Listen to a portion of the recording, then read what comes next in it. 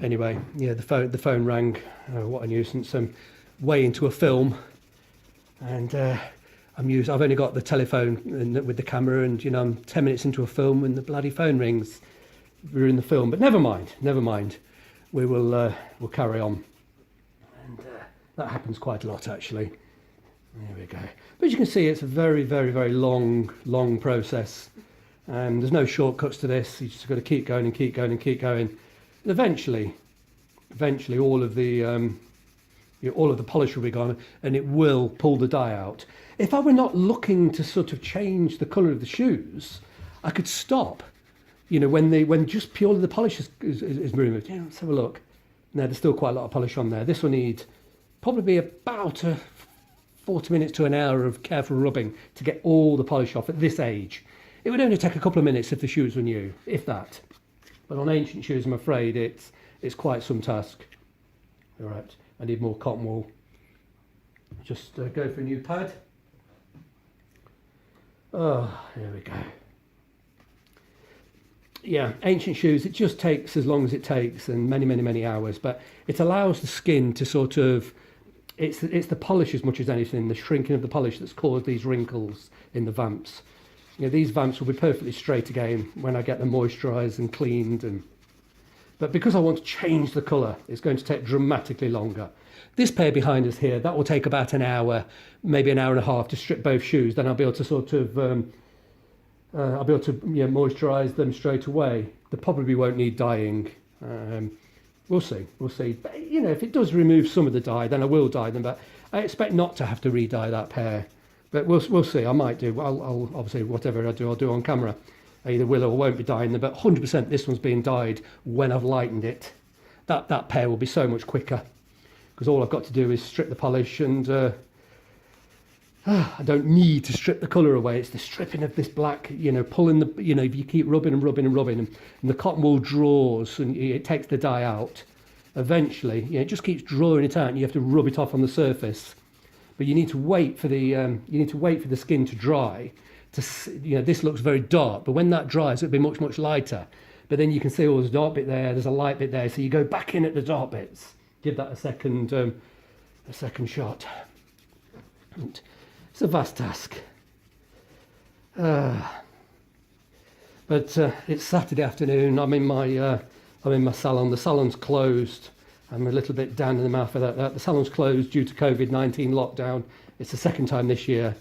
The last time my salon was closed was 3.5 months, which in itself is a nightmare. We get reopened for about 2.5, 3 months. Now we're forced to close again. So yet another month. But I don't think we're supposed to get back open at Christmas. Well, say before Christmas, the 2nd of December. But my guess is that we'll probably open up 2 weeks before Christmas, which is the 11th of December. 2 weeks before Christmas, we'll get Christmas and New Year to trade, with obviously all the movement over Christmas, university students coming and going. I believe early January we're in real trouble with the numbers of infection again. So it is what it is. We'll have to tolerate it, and if we have high infection rate in January, then we'll have to sort of close the shop again. But if they close again, it will probably be for the whole sort of the spring term up until Easter, I would guess. But let me just pause the camera. Somebody's knocking on the back door. I think it's one of my neighbours. Let me just pause the camera and see what's going on. Right, I'm back. Yeah, there was somebody banging on the door. It's I'm in a hair salon which is closed. It's closed due to COVID-19, and because I'm in here, I've got the roller shutter partially up, and there was somebody banging. Can I have a haircut in a shop that's closed down? I'm sorry. Oh, I don't know the person. It's not even like a regular customer. We're closed. We're forbidden from trading. It's not allowed. And some idiot asking for a haircut because they can see me in here. Oh dear me. Oh, excuse me sounding sour, but it's totally ludicrous how people behave. It really is. And we're closed for a reason. It's far from good for business. But we're closed for a reason. The infection rate's too high. And people are dying, so we're being asked to sort of help by keeping business closed, and some idiot asking for a haircut in that. That doesn't surprise me. Never mind. I'm sorry if I'm cursing. I shouldn't be cursing, should I? No, I shouldn't. But I don't actually know that person. Even if I did know the person, I'd be saying, I'm ever so sorry, I can't, I just can't. It's just not right to be sort of breaking the rules. But there we go. Oh gosh, it's actually quite physical work. I'm wearing a jacket. I wish I'd taken it off. I can't take it off now. I've got these gloves on, but you get the idea of how long this takes. It's an enormous job doing this. But once we've got all of the dye out, all of the polish, I can then just quickly re-dye that shoe. I will dye. I'll make a second. I already made a first video of dyeing that one, but I'll dye this one on camera too. It's no harm to see it done twice, is there? Gosh, am I looking forward to wearing these? They really are just stunning.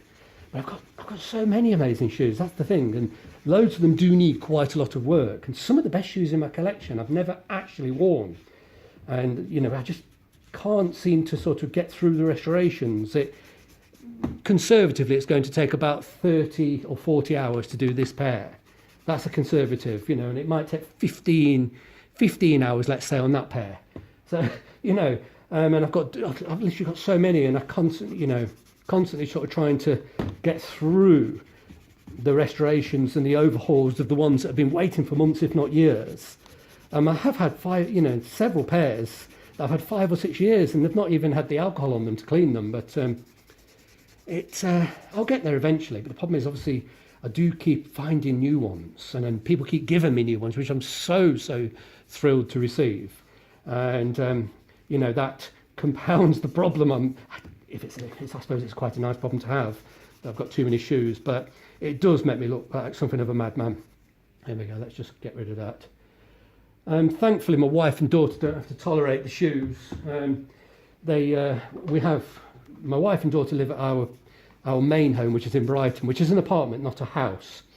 You know, I'd love a house in Brighton, but my goodness me, I'm not that wealthy. It's a jolly costly place to live, and I can't imagine ever being able to afford a house in Brighton, if I'm truthful with you.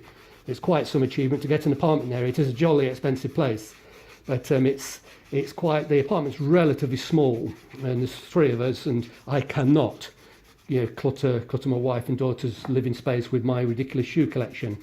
But we have a house, which is a rather nice house. It's a townhouse, but that's 200 miles away from Brighton, further north, where properties are, you know, a lot easier to buy. And it's a gorgeous house, but it's in an area where such a property isn't worth very much. And to be honest with you, the house is completely overwhelmed with my ridiculous shoe collection. But my wife and daughter don't live in that house. They have done. And, you know, at the time, I kept the shoes at the salon, you know, up in the spare rooms at the salon. So rather selfishly, I'm sort of overwhelming the house with shoes because I can get away with it. And obviously, I wouldn't let my wife and daughter suffer that if they were trying to live in the house as well. I would shove them in the spare room at the salon again. But in the short term, I don't know.